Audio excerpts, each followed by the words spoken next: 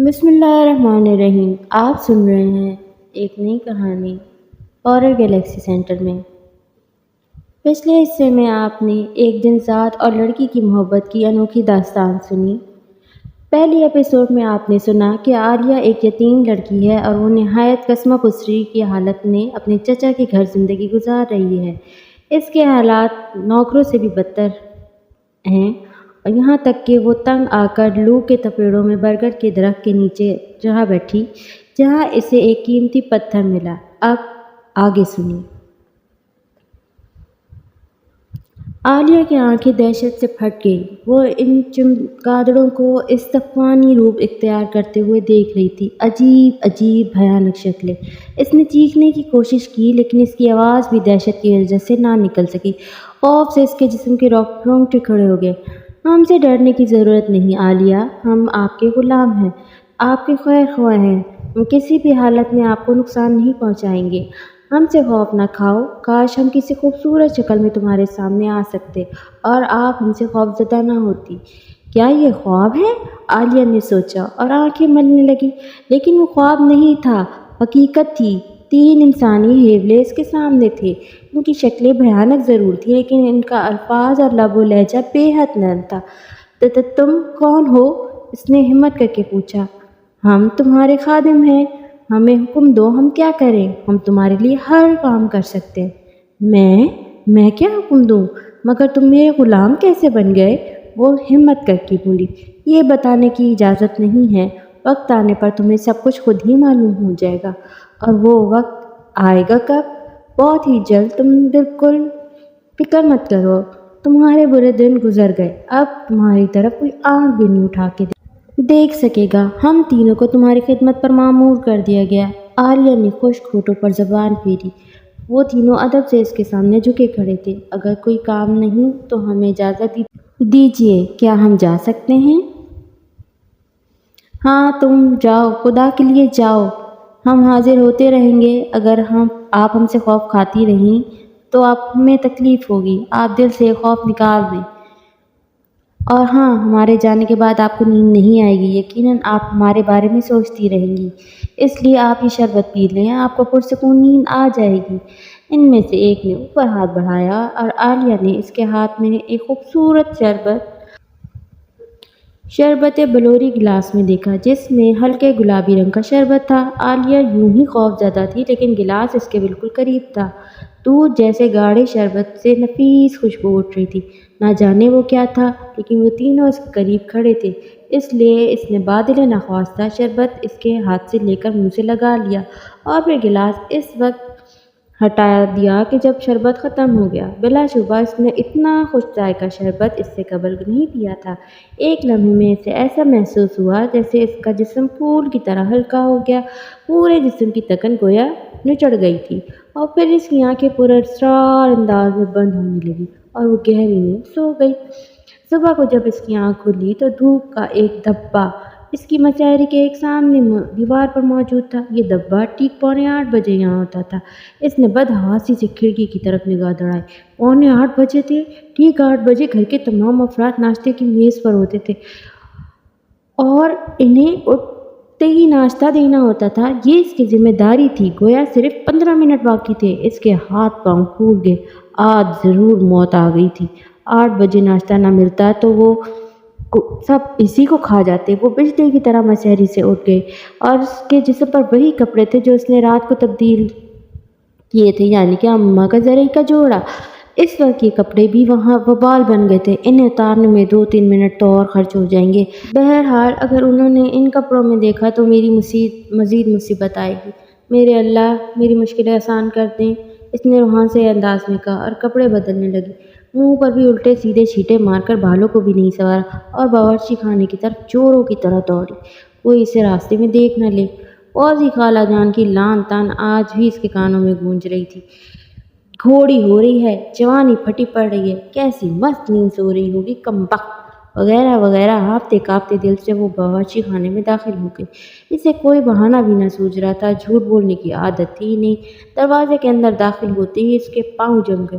نہ جانے ناشتہ کس نے تیار کیا تھا، تمام ناشتہ تیار تھا، چائے چائے کا پانی کیتلی پر کھول رہا تھا، ہر چیز کرینے سے لگی ہوئی تھی۔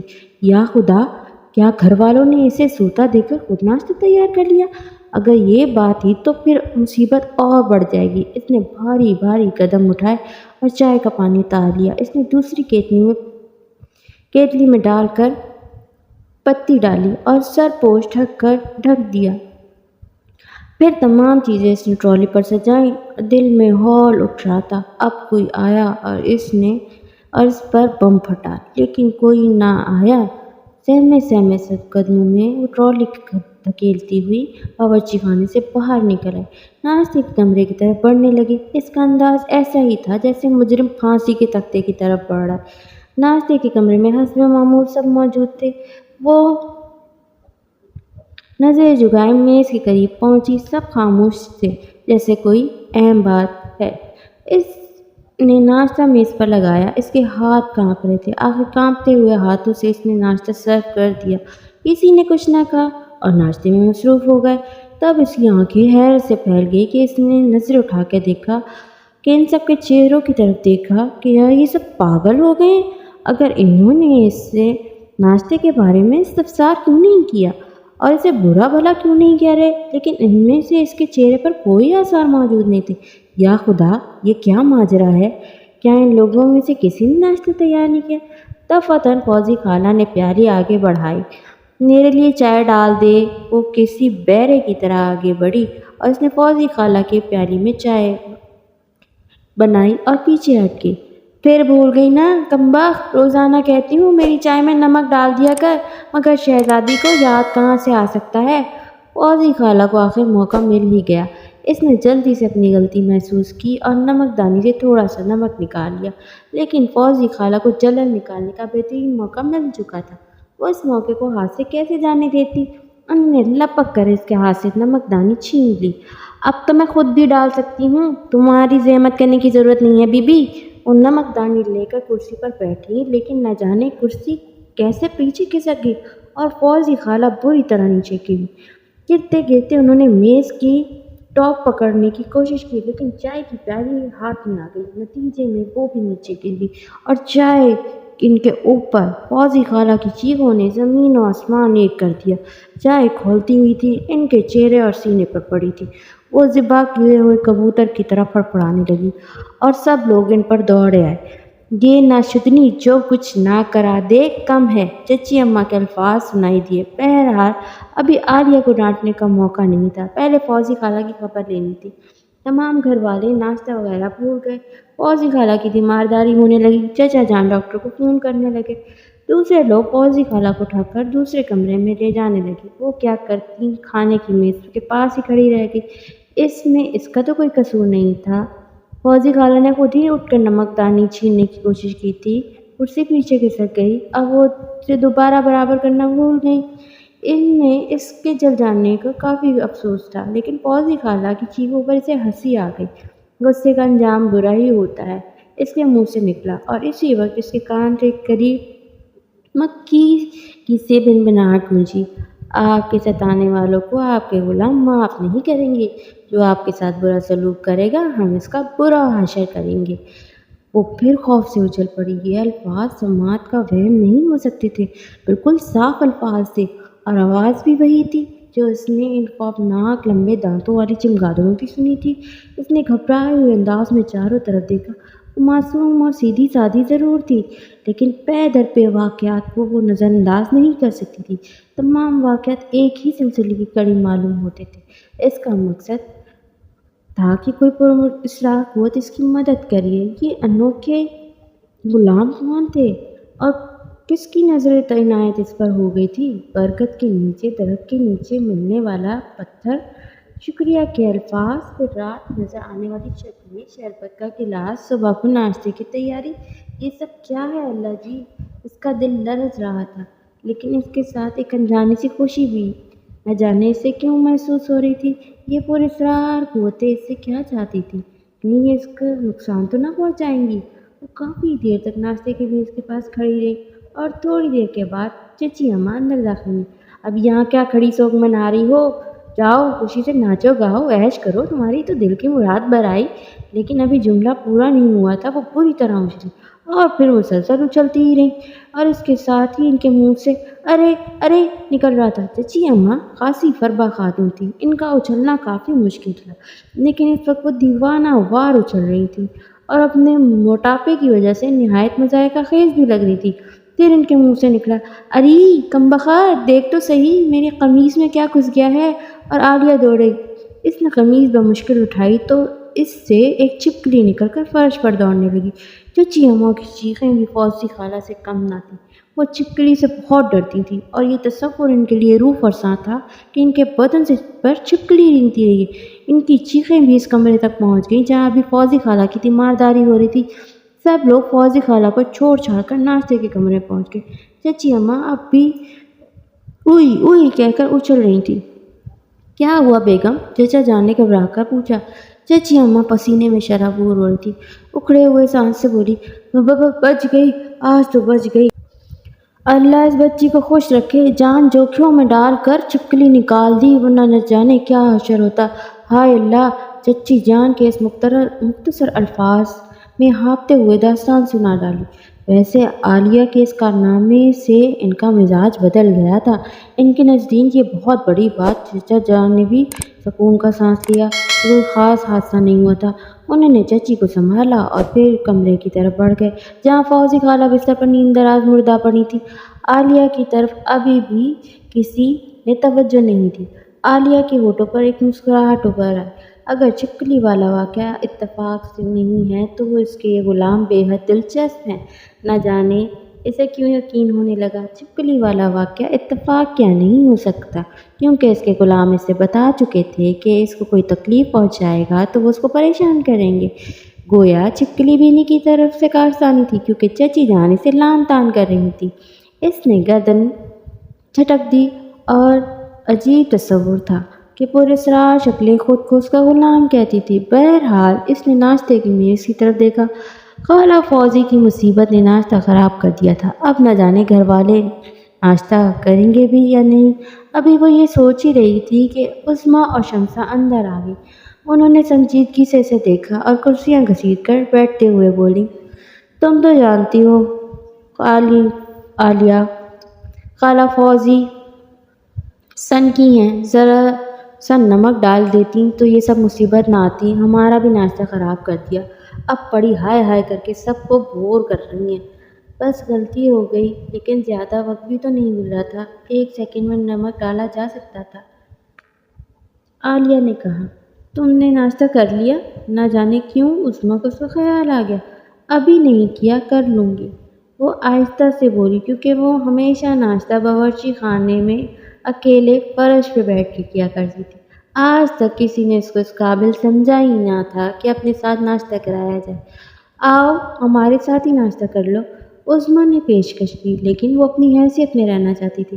عظمیٰ کے دوبارہ کہنے پر وہ بھی اس کے ساتھ نہ بیٹھی، لیکن یہ تبدیلی اسے بہت عجیب لگی۔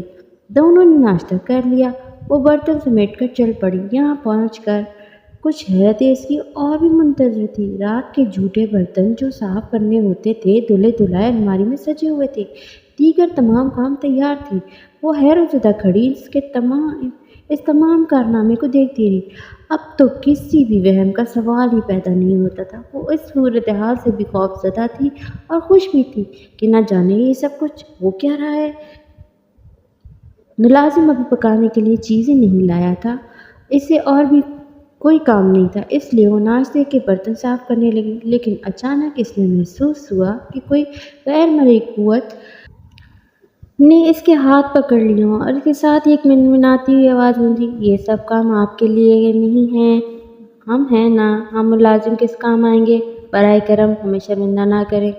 وہ پھر خوف زدہ ہو گئی۔ غیر مرئی شکنجے سے اس کے ہاتھ آزاد ہو گئے۔ اس نے خوف زدہ نظروں سے ہر طرف برتنوں کو دیکھا۔ اس کی آنکھیں حیرت سے پھیل گئیں، تمام برتن پلک جھپکتے ہی صاف ہو گئے۔ میرے خدایا، یہ کیا اسرار ہے، اس کے منہ سے بڑبڑانے کے انداز میں نکلا۔ کئی منٹ تک وہ بیٹھی سوچتی رہی، پھر ایک گہری سانس لیے باہر آ گئی۔ اس کی سمجھ نہیں آ رہا تھا کہ اب کیا کرے۔ کہاں جائے، برتن وغیرہ دھونے کا کام تو 9:30 تک ہوتا تھا، اس کے بعد پکنے کے لیے آ جاتا تھا اور وہ مصروف ہو جاتی، لیکن برتن دھل چکے تھے، پکنے کا وقت ابھی ہوا نہیں تھا۔ تب فتح میں سے خیال آیا کہ فوزیہ خالہ کا اخلاقاً دیکھنے جانا چاہیے۔ فوزی خالہ جل گئی تھی اور ابھی تک انہیں دیکھنے کے لیے وہ نہیں گئی تھی۔ اس کے قدم ان کے کمرے کی طرف اٹھ گئے۔ گھر کے دوسرے لوگ ابھی اس کمرے میں ہی تھے، یہاں تک کہ چچا جان بھی آفس نہیں گئے تھے۔ وہ جاتے بھی کیوں تھے نا آخر مرید۔ وہ دروازہ کھول کر اندر داخل ہو گئی۔ ڈاکٹر نے فوزی خالہ کے چہرے پر کوئی مرہم لگایا ہوا تھا اور ان کا پورا چہرہ چکنا ہو رہا تھا، البتہ آنکھیں کھلی ہوئی تھی۔ انہوں نے نفرت بھری نگاہوں سے اسے دیکھا اور کراتے ہوئے بولی، اب جلنے پہ نمک چھڑکنے کے لیے آ گئی ہو؟ اب کیوں آئی ہو اپنی منحوس شکل دکھانے؟ خالہ مجھے افسوس ہے، اس نے بھرائے ہوئے انداز میں کہا۔ آپ خود ہی کچھ زیادہ غصے میں آ گئی تھی فوزی باجی، نمک بعد میں بھی ڈالا جا سکتا تھا۔ پھر میں آپ سے کہہ چکا ہوں کہ چائے میں نمک نہ پیا کریں، نقصان دہ ہوتا ہے، چچا جان نے کہا۔ ہاں گویا میری ہی غلطی ہے، ٹھیک کہتے ہو میاں، گوشت ناخن سے جدا نہیں ہو سکتے، وہ تو تمہاری سگی بھتیجی ہے نا، میں کون ہوں، بیوی کی بہن، تمہارے ٹکڑوں پر پڑنے والی۔ خالہ فوزی نے ٹسوے بہانے شروع کر دیے۔ آپ تو بلا وجہ بات کا بتنگڑ بنا دیتی ہیں، چچا جان گھبرا کر بولے۔ ایسی ہی ناگوار گزر رہی ہیں آپ کو میری بہن، تو ہاتھ پکڑ کر گھر سے نکال دیجیے نا۔ گھر سے ان کی لاڈلی سے تو کچھ کہا نہیں جاتا، جب وہ چائے میں نمک پتی پیتی ہیں تو آخر کیوں نہیں یاد رکھا جاتا؟ چچی جان سے بہن کے آنسو برداشت نہ ہو سکے اور وہ ان کی حمایت میں بول پڑی۔ خدا سے ڈرے بیگم، میں نے کچھ بھی تو نہیں کہا انہیں۔ چچا جان نے چچی جان کی طرف دو رخی مار برداشت نہ کر سکے، کلیجہ نوچ لیتے ہیں اور کہتے ہیں کچھ بھی نہیں کہا۔ ارے اس کمبخت کی وجہ سے نہیں جلی تو اور کس کی وجہ سے جلی ہوں؟ ابھی خالہ فوزی جملہ پورا بھی نہ کر پائیں تھی کہ روشن اندام سے ایک چڑیا اڑتی ہوئی آئی اور پیتل کے گلدان پر بیٹھ گئی جو خالہ فوزی کے سر کے عین اوپر رکھا تھا۔ چڑیا بیٹھتے ہی اڑی اور گلدان خالہ کے سر پر آ پڑا۔ ارے مر گئی مر گئی، خالہ فوزی دہاڑے مارنے لگی۔ ایک بار پھر لے دے مچ گئی۔ نکل جاؤ مردود یہاں سے، کیا میری بہن کی جان لے کے دم لے گی؟ چچی جان جو غضب میں اس کی طرف بڑھی، وہ شاید اسے دھکے دے کر نکالنے کا ارادہ رکھتی، لیکن ان کے اونڈے منہ گرنے کا دھماکہ بہت زوردار ثابت ہوا۔ نہ جانے ان کے پاؤں کہاں پھنس گئے تھے۔ چچی جان کی کلائیوں کی تمام چوڑیاں ٹوٹ گئیں اور ٹکڑے ان کی کلائیوں میں چپ گئے۔ ہائے امی! عظمیٰ اور شمسہ فوزی خالہ کو چھوڑ کر چچی کی طرف ڈھکیں، لیکن چچا جان البتہ سیدھے کھڑے تھے۔ آج ان کے چہرے کے تاثرات اور دنوں سے مختلف تھے۔ اب بھی عبرت حاصل کرو بیگم، بے زبان کا نگہباں خدا ہوتا ہے۔ باجی فوزی نے 2 مرتبہ اس پر الزام لگایا، دونوں مرتبہ اسے سزا ملی اور آپ بھی جذبات میں نقصان اٹھا بیٹھی۔ اگر اب بھی آپ نہ سنبھلی تو انجام جو ہوگا اس کی ذمہ داری صرف آپ پر ہوگی، وہ سخت لہجے میں بولے۔ اس وقت ایک ملازم اندر آ گیا۔ صاحب ایک شخص آیا ہے، کہہ رہا ہے ڈرائیور کے بارے میں اشتہار پڑھ کر آیا ہوں۔ ملازمت کا خواہش مند ہے۔ آؤ عالیہ، چچا جان نے کہا اور اس کا ہاتھ پکڑے دروازے کی طرف بڑھے۔ ارے میری بہن بے ہوش ہو گئی ہے، ڈاکٹر کو تو کوئی بلاؤ۔ چچی جان اپنی تکلیف بھول کر فوزی خالہ کی طرف دیکھنے لگی، جن کے سر سے خون بہہ رہا تھا اور پیشانی اور گالوں تک لڑک آیا تھا۔ ڈاکٹر ہمارے باپ کا ملازم نہیں ہے جو بار بار دوڑ کر آئے، اسے کسی ملازم کو بھیج کر دوسرے ڈاکٹر کو بلوا لیجیے۔ چچا جان کی جرأت پر سخت حیران ہوئی چچی۔ اس سے قبل تو وہ بھیگی بلی بنے رہتے تھے، اس وقت وہ شیر کیسے بن گئے؟ اس کے ساتھ ہی ڈرائنگ روم میں پہنچ گئے۔ پھر بھررائی ہوئی آواز میں بولی، عالیہ بیٹے، میری آنکھیں بند نہیں ہیں، میں تمہارے ساتھ انہوں کا رویہ دیکھ رہا ہوں۔ بعض حالات میں میں بھی مجبور ہوں، مجھے تم سے کچھ گفتگو کرنی ہے، ذرا اس شخص کو نپٹا لوں جو ڈرائیوری کے لیے آیا ہے۔ انہوں نے ملازم کو آواز دے کر اس شخص کو بلانے کے لیے کہا۔ دودھ جیسا رنگ، سنہری بال، نیلی آنکھوں والا دبلا پتلا حسین سا نوجوان، معمولی قمیص پتلون اور پہنے ہوئے تھا، چہرے سے شرافت ٹپک رہی تھی۔ اندر آ گیا، اس نے ادب سے سلام کیا اور ایک طرف کھڑا ہو گیا۔ چچا جان نے اسے سر سے پاؤں تک دیکھا اور پھر گردن ہلا کر بیٹھ جا، وہ ایک کرسی پر بیٹھ گیا اور کچھ اچانک سوالات ڈھانکنے لگے۔ تعلیم یافتہ ہو؟ جی ہاں، واجبی سی تعلیم ہے، لکھ پڑھ لیتا ہوں۔ وہ آرام سے بولا۔ ڈرائیونگ لائسنس موجود ہے؟ جی ہاں۔ اس نے جیب سے نکال کر ایک کاغذ نکال کر سامنے رکھ دیا۔ چچا جان کاغذ خود دیکھنے لگے۔ کتنی تنخواہ لوگے میاں؟ اس کے علاوہ 2-3 باتیں واضح کر دی۔ تمہیں یہاں رہنا ہوگا، ایمانداری شرط ہے، اپنے کام سے کام رکھو گی۔ مجھے منظور ہے جناب، میں سر چھپانے کی جگہ ہی چاہتا ہوں۔ تنخواہ جو بھی مل جائے، میرا اخراجات زیادہ نہیں ہے۔ ٹھیک ہے، 2000 روپے دیں گے، کھانے اور کپڑے وغیرہ ہماری طرف سے۔ تمہارے ساتھ اور کون کون ہے؟ تنہا ہوں، کیا تمہیں منظور ہے؟ بخوشی جناب، جب کھانے اور کپڑا آپ کی طرف سے ہے تو مجھے 2000 کی بھی کیا ضرورت ہے، 1000 ہی کافی ہے، اس نے کہا اور چچا جان گردن ہلانے لگے۔ ٹھیک ہے، تم چاہو تو آج ہی سے کام شروع کر دو، چچا جان نے کہا اور سلمان نے گردن ہلا دی۔ ایک بار عالیہ کی طرف نہیں دیکھا، لیکن عالیہ، اس کے دل کی تو دنیا ہی بری طرح ڈاواڈول ہو رہی تھی۔ اس نے اس نوجوان کے چہرے میں نہ جانے کیا بات دیکھی تھی، اس کے دل میں ایک کسب پیدا ہو گئی۔ چچا جان نے ملازم کو بلا کر کہا، ڈرائیور والا کوارٹر سلیمان کو دے دو اور اس کی تمام ضرورت کا خیال رکھا جائے۔ اس کے جانے کے بعد چچا جان نے عالیہ سے بات کرنا چاہتے تھے، لیکن چچی جان آندھی طوفان کی طرح اندر داخل ہوئی اور عالیہ کی طرف رک کر کے بولی، تم جاؤ، مجھے بات کرنی ہے۔ اس نے چچا کی طرف دیکھا اور ان کے چہرے پر کشمکش پا کر وہ وہاں سے اٹھ گئی۔ یوں بھی اس وقت وہ اٹھ ہی جانا چاہتی تھی، نہ جانے کیا ہو رہا تھا، نہ جانے یہ دن کیسے گزر رہے تھے۔ سلمان ایک ڈرائیور کی حیثیت میں اس گھر میں آیا تھا، لیکن نہ جانے کیوں اس کا دل اسے ڈرائیور تسلیم نہیں کر رہا تھا۔ ایسی حسین صورت والا ڈرائیور نہیں ہو سکتا۔ وہ سیدھی باورچی خانے میں پہنچ گئی اور ایک بار پھر اچھل پڑی۔ چولہوں پر دیگچیاں چڑھی ہوئی تھیں، کھانا تقریباً تیار تھا، حالانکہ ابھی صرف 11:15 بجے تھے۔ اس نے تمام ہانڈیاں کھول کر دیکھی، بڑی عمدہ اور لذیذ خوشبو اٹھ رہی تھی۔ ابھی تک جن حالات سے گزر رہی تھی، اس کی وجہ سے ناشتہ کرنا بھی بھول گئی تھی۔ روز کا معمول تھا، کوئی نئی بات تو نہیں تھی۔ اس نے ڈھکی ہوئی پلیٹ کھولی اور پھر وہ ٹھٹک کر رہ گئی۔ ناشتہ بالکل تازہ تھا اور گرم تھا، جبکہ اب تک اسے بالکل خراب ہو جانا چاہیے تھا، لیکن وہ پراسرار غلام۔ اس نے ناشتہ شروع کر دیا اور حیران رہ گئی کہ اتنے مزیدار ناشتہ اس نے پہلے کبھی نہیں کیا تھا۔ یا اللہ جی، اس قدر عنایتیں کیسے برداشت کر سکے، وہ سوچنے لگی، اور ایک بار پھر اس کے ذہن کے چور دروازے میں سلمان گھس گیا۔ وہ خود کو ملامت کرنے لگی، بڑے بڑے حسین نوجوان اس نے دیکھے تھے، عظمیٰ کی بات جس سے چل رہی تھی وہ بھی وجیح تھا، حالانکہ خود عالیہ کو اس کے سائے سے بھی دور رکھا گیا تھا، کیونکہ گھر کے سب لوگ عالیہ کے حسن سے اس قدر خوف زدہ تھے کہ سب جانتے تھے کہ اس کے سامنے عظمیٰ یا شمسہ کی دار گلنا بہت مشکل ہے۔ آگے کیا ہوا یہ ہم آپ کو بتائیں گے نیکسٹ پارٹ میں۔ اپنا بہت خیال رکھیے گا، دعاؤں میں یاد رکھیے گا۔ جزاک اللہ خیر۔ Kindly subscribe the channel and touch the bell icon. اللہ حافظ۔